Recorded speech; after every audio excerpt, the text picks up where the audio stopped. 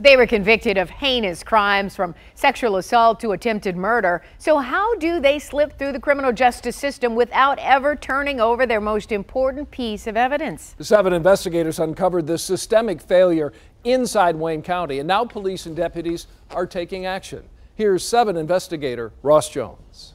When trying to solve murder or rape cases that have gone cold, DNA evidence can be the silver bullet police and prosecutors need. There's always the potential that maybe a crime is waiting to be solved that could be solved. But as we first uncovered, convicted criminals have been slipping through the cracks, failing to turn over their DNA to police or sheriff's deputies as required by law.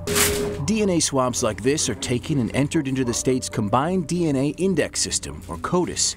It's run against DNA from past crimes that remain unsolved, and it's stored to help solve any crimes that might be committed in the future. It's how police have caught scores of rapists and killers. In fact, that's how police caught the man suspected of sending 13 mail bombs to political leaders just last week. I'm very concerned when we miss one. I mean, if we miss one, that could result in some very serious consequences. But police and deputies missed a lot more than one. Our original investigation found nearly 100 samples that were never taken.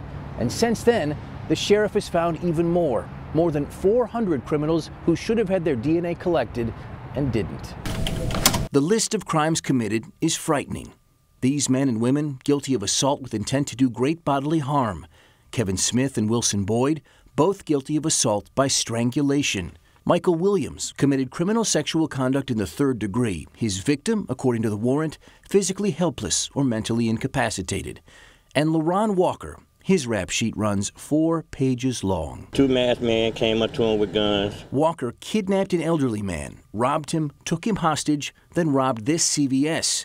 When police arrived, he tried to kill them. The suspect turned, fired shots at the officers. The officers returned fire. Guilty of kidnapping, armed robbery, attempted murder, and 25 other counts, his DNA sample was never taken. These are heinous crimes that you speak of. Dan DiBardino knows firsthand the value of DNA.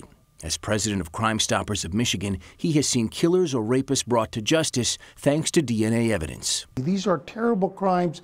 DNA should have been taken. And more importantly, that doesn't help the families who stand in this room crying, looking for answers as to who hurt or murdered their family.